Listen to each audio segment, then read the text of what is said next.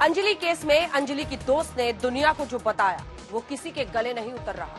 पहले 60 घंटों तक वो गायब रही और जब सामने आई तो मामला सुलझाने की बजाय और उलझ गया है। आखिर निधि के 60 घंटों के बाद प्रकट होने के पीछे की इनसाइड स्टोरी क्या है? निधि की गवाही का जब सच से सामना हुआ तो क्या निकला? आपको निधि की नाको रिपोर्ट के जरिए समझाते हैं।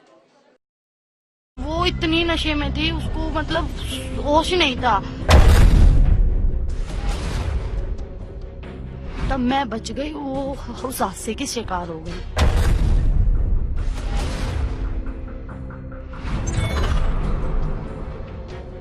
नाम निधि, पहचान अंजलि की दोस्त, अहम क्यों, केस की एकमात्र गवाह।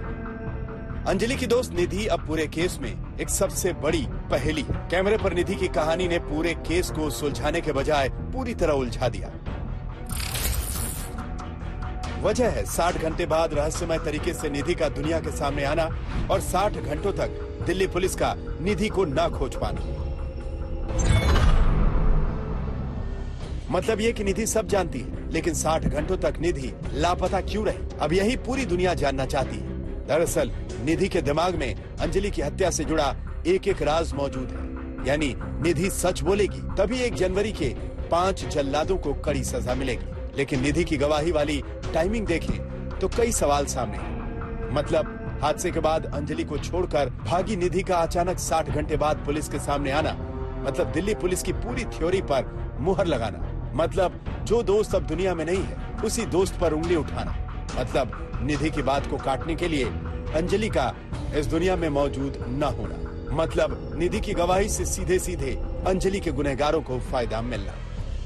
आप दोनों उस होटल में गए थे? यहाँ। हाँ उसके जी। बाद क्या हुआ? उसके बाद कुछ नहीं। उसके बाद थोड़ी सी वो कह रही थी कि मैं स्कूटी चलाऊंगी। मैंने कही मैं चलाऊंगी, क्योंकि वो उसने बहुत ज्यादा ड्रिंक कर रखी थी।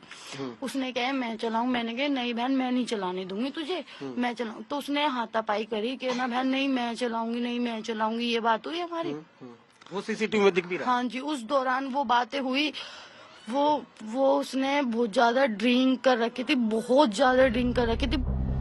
निधि आखिरी वक्त तक अंजलि के साथ स्कूटी पर मौजूद थी। यहाँ आपको ये समझना है कि हादसे का कोई वीडियो नहीं है। आखिरी बार स्कूटी पर निधि और अंजलि को एक साथ देखा गया।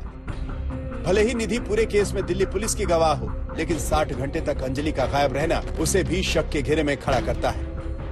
अब हमारे पास एक इंसिडेंट की आई विटनेस है और वो पुलिस के साथ कोऑपरेट कर रही है, और इसमें अभी 164 सीआरपीसी के तहत उसकी जो स्टेटमेंट है वो रिकॉर्ड कराई जा रही है।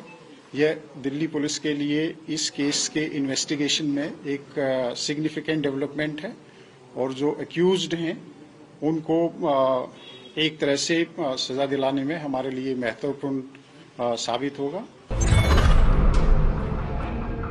सरल शब्दों में समझें तो हादसे की असल वजह साफ नहीं। मुमकिन है कि हादसे से पहले 1 जनवरी को 5 जल्लादों ने अंजलि का पीछा किया।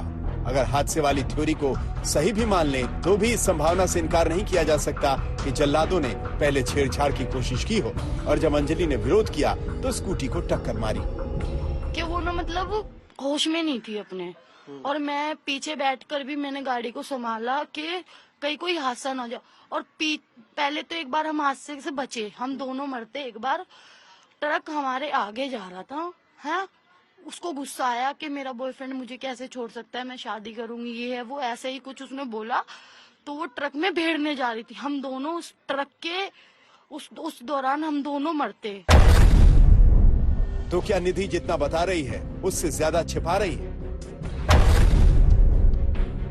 निधि को लेकर सवाल कई, जिसका जवाब मिलना अभी बाकी है।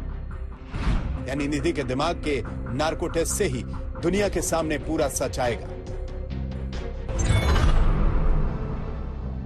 मसलन हादसे के बाद वो क्यों भागी, 60 घंटे तक निधि चुप क्यों रही, अंजलि पर उंगली क्यों, ड्रिंक वाली थियरी क्यों, बॉयफ्रेंड वाला एंगल क्यों, खुद सही अंजलि गलत क्यों, गवाही स्क्रिप्टेड है या सही। यकीन मानिए निधि जब सामने आई तो अपनी दोस्त अंजलि को लेकर दिए बयान से पूरे केस को 360 डिग्री घुमा दिया। क्या ये पूरे केस को कमजोर करने की कोई साजिश है?